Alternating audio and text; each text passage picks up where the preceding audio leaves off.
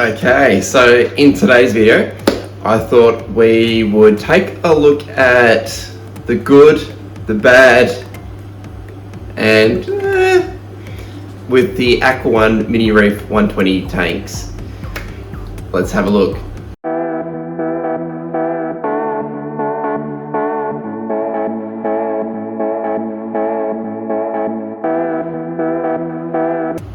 Alright, so I thought in today's video, let's pull apart the Aqua One Mini Reef 120 and let's have a look at what is good and what needs to be upgraded for your tank to work effectively compared to when you first buy it with everything that already comes with.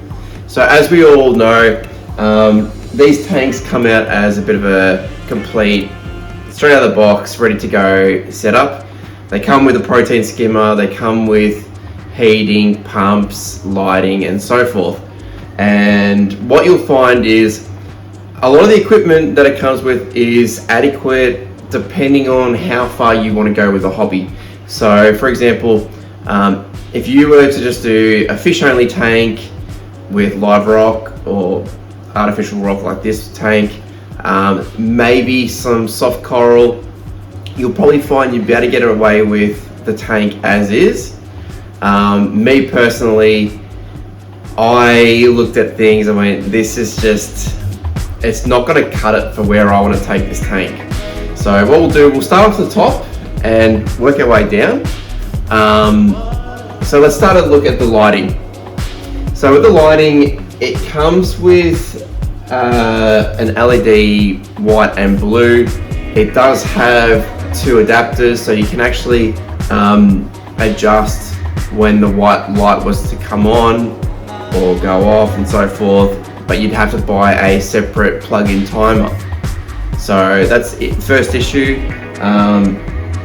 The cords that they come with, the big adapters, so obviously when you're trying to fit them into a power board, as we all know, reef tanks use a lot of different equipment, and to have a power board with massive adapters, it takes up so much room. Plugs won't fit in, so you got to leave one slot empty just to make it fit, and yeah, it doesn't work. Secondly, the strength of the lights are just not adequate enough for proper reef keeping. What I found was, compared to the light that I went to, it was basically like 1% of what the Viper Spectra can do. So that sort of gives you an idea of just how weak in terms of lighting that the original light fixture has. So yeah, it had to go. Obviously at the moment I haven't got the fixture yet. I'm still waiting for it to arrive. It's coming from overseas, so I don't know how long it's going to take. But what I've actually bought is, it's got two pieces and a third piece in the middle. So I have two options. If I want to hang the light with the adapters on each side of the tank, I can do that. Or I can remove the center piece and I can actually have them hooked on the back, which is probably what I will do, but I'll see once I get the part, see how it works and how I like it. I'm going to probably go with the left to right setup. I'll show a photo and you can take a look and see what I'm trying to get. Next thing we need to look at is obviously flow. So with the original pump, it does move the water a little bit, but it's just not enough. Obviously, the more corals you get, a lot of them are feeders. There was just not enough movement to get the water circulating around the tank. As we all know, flow is king, and yeah, it just wasn't enough flow. And even now, how I've got it set up, probably still not enough flow. I'm probably going to end up getting another one of the J-Bow wave makers to go on this side. So at the moment, how I've got it set up is the return pump at the back is shooting it across the back of the tank, and then the wave maker is shooting it up back towards the return pump and the weir. So it's doing a bit of a circulation at the moment, so it's going like this, which is ideal, and you can sort of see how the torch is moving.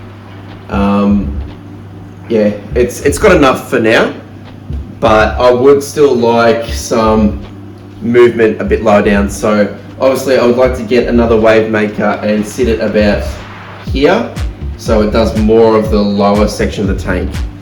And so sorry, I'm scaring the fish, as I can see they're getting a bit skittish, but that's all right.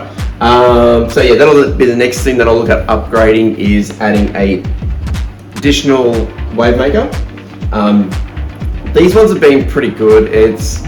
It comes with a little box that you can adjust. It's also it's got an app on your phone, so you can do it through your phone.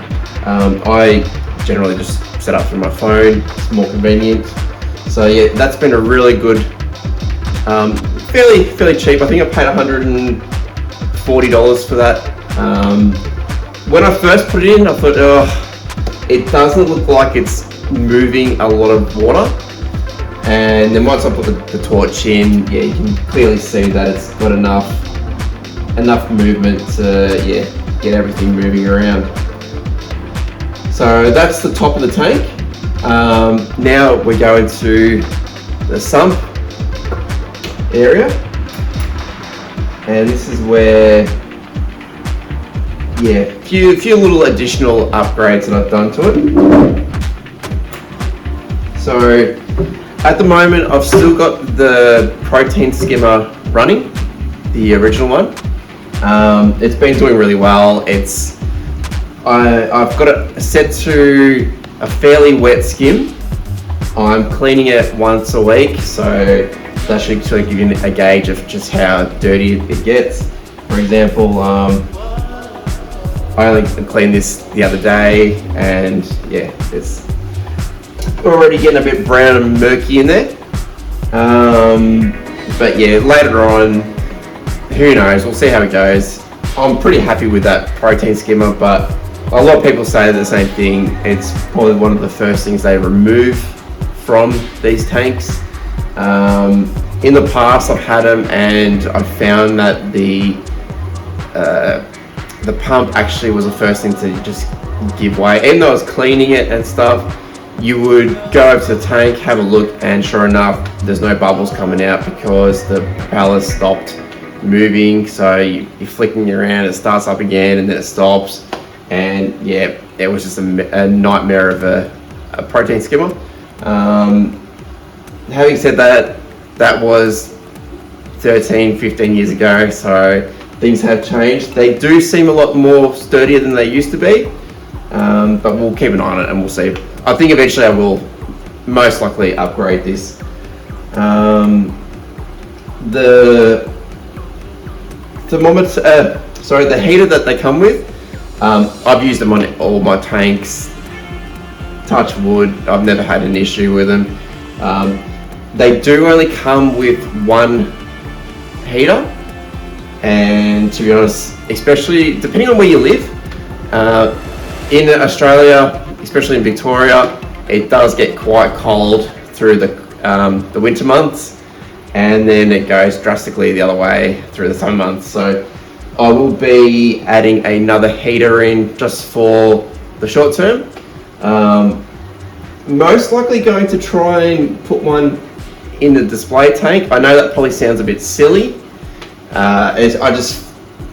For me, my theory thinks that if the pump was to fail, the return pump was to fail, then there's no heat getting to the top of the tank.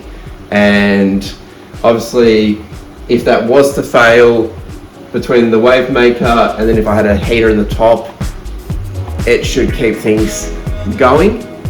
Whereas if it was to stop working, then there's no warm water getting back to the top, and then I run the risk of losing everything. And as we all know, this hobby does get expensive, but for me it's more, I don't want to see these guys, not be around.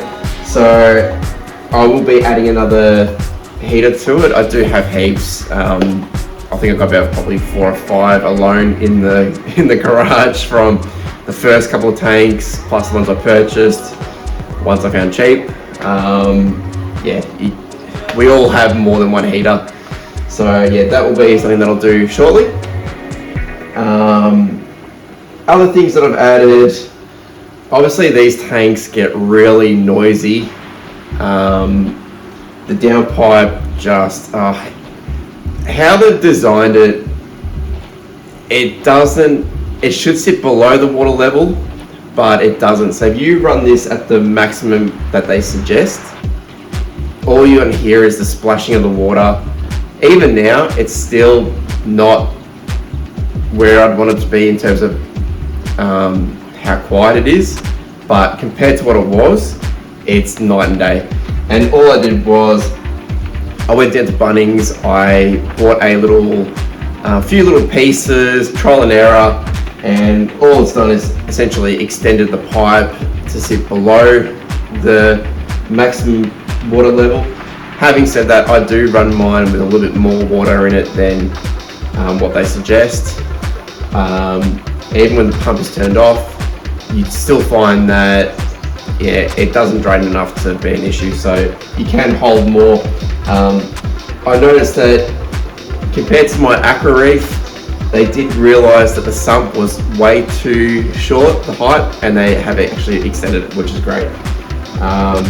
So tick to that one, aqua one. And just I think, obviously I've added a thermometer down the bottom. I've got a hydrometer in there. To be honest, I don't really look at it. I just, now and then I might have a bit of a glance at it, but obviously I use a refractometer to measure my salinity. But that's always just in there, just for that. And then the other thing I've added is a bag of carbon. I run carbon in all my tanks, and all I did was I just bought a bag from one of the pet stores in Ballarat. They had a massive bag for, I think it was $20 or something. It was like super cheap compared to, say, the bigger corporate pet stores where it was $60 a bag. And all I did was just bought an Aqua One bag, put it in the sump right in front of the return pump. So essentially the return pump is sucking the water through the carbon bag, and I'll change that probably every couple of months. It is probably about due for changing. It's looking a bit dirty in there, but just another thing to add. So overall, there's probably more things I'm going to add to this tank. Obviously, we're going to be going into the warmer months in September, October, so I'm going to have to get a chiller. That's a big thing I'm going to have to do. And then at the moment, I'm adding probably, I'd say 2 to 4 litres probably every 3 days to the sump of RO water. And obviously I'd rather just have that automated, so an auto top off system will be going in at some point just to make my life a little bit easier. Obviously the biggest issue is space. I don't really have space in here, so what I'll do is I'll go to IKEA, Fantastic Furniture, Super, one of them, and see if I can get a little storage cabinet that looks similar to what these cabinets look like, and have it sitting next to it.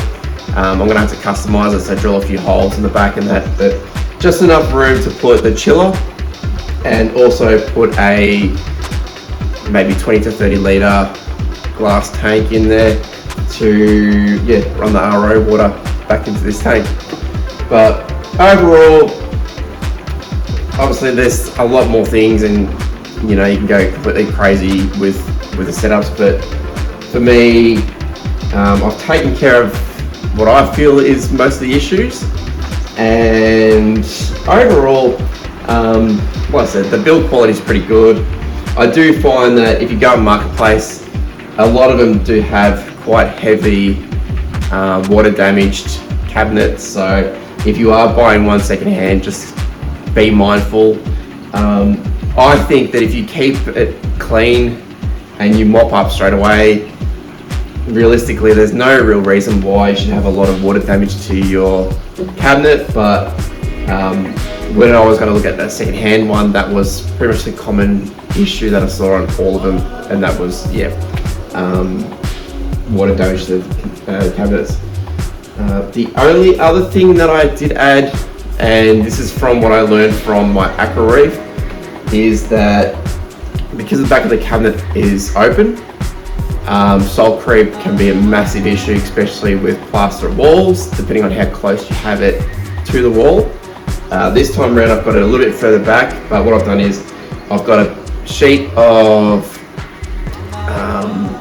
a foam sheet just to put at the back, which is almost the height, well yeah, actually it is, it's the height of the sump, and that way can't get any real splashback from the sump like I had the other issue where it literally damaged the plaster wall because the sump was not high enough.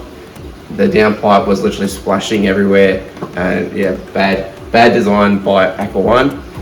But yeah, like I said, they've learned in this one, so fingers crossed. But overall, this tank, it's like I said, it's, if you're getting into the hobby and you just want a cheap sort of entry, I think I paid, I think it was $800 for this, $800 or $900, I can't remember.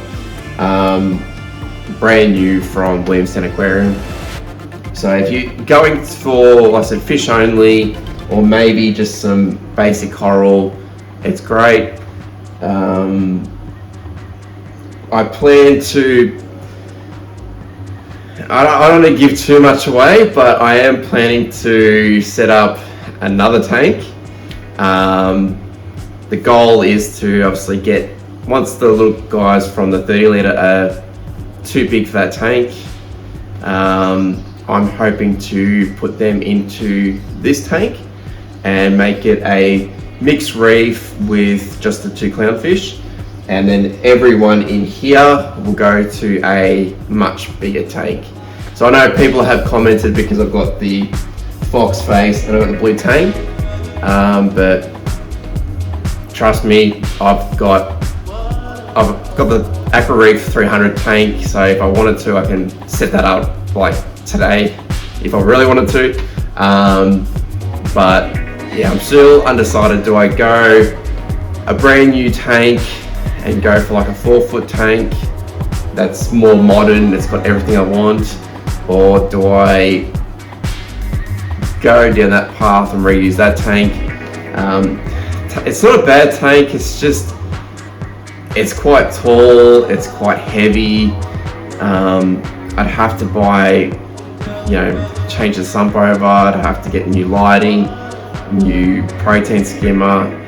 There's a lot of new things that it would need, and I'm sort of weighing up, is it better to buy the parts and run that tank, or is it better to buy maybe like a Red Sea that's got everything I need, pay a little bit more, but you get the better quality, everything's there, and sell this tank. So who knows where we're going to go with this. I don't know where I'm going to go with this channel. My mind's gone predator tank, my mind's gone simple tank with just a lot of tangs and some zoas, and just have a real simple big tank with soft corals.